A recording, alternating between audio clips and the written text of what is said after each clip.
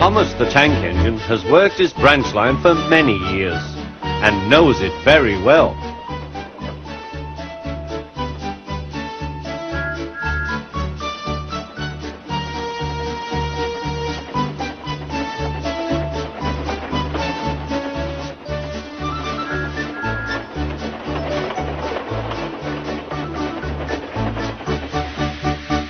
You know just where to stop, Thomas, laughed his driver. You could almost manage it without me. Thomas had become conceited. He didn't realize his driver was joking. Later, he boasted to the others. Driver says I don't need him now. Don't be so daft, snorted Percy. I'd never go without my driver, said Toby earnestly. I'd be frightened. Huh, boasted Thomas. I'm not scared. You'd never dare. I would then. You'll see. The next morning the firelighter came. Thomas drowsed comfortably as the warmth spread through his boiler. Percy and Toby were still asleep.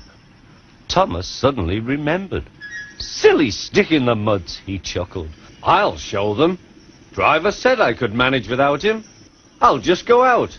Then I'll stop and wheesh! That'll make them jump. Thomas thought he was being clever. Really, he was only moving because a careless cleaner had meddled with his controls. He soon found his mistake. He tried to wheesh, but he couldn't. He tried to stop, but he couldn't. He just kept rolling along. He didn't dare look at what was coming next. There was the station master's house. The station master was about to have breakfast. Horrors! Cried Thomas, and shut his eyes. The house rocked. Broken glass tinkled. Plaster was everywhere. Thomas had collected a bush on his travels. He peered into the room through its leaves. He couldn't speak. The station master was furious. His wife picked up her plate.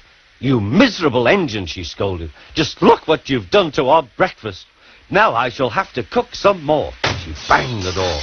More plaster fell. This time it fell on Thomas. Thomas felt depressed.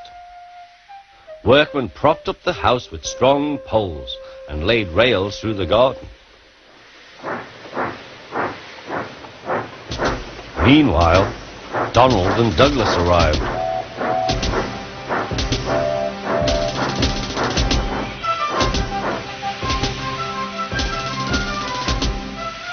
Don't bash yourself, Thomas. We'll soon have you back on the rails, they laughed.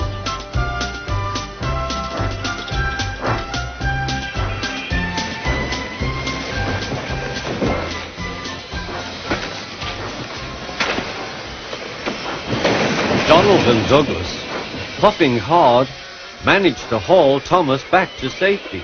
Bits of fencing, the bush, and a broken window frame festooned his front, which was badly twisted. The twins laughed and left him.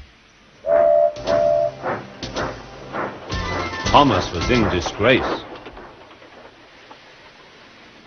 There was worse to come.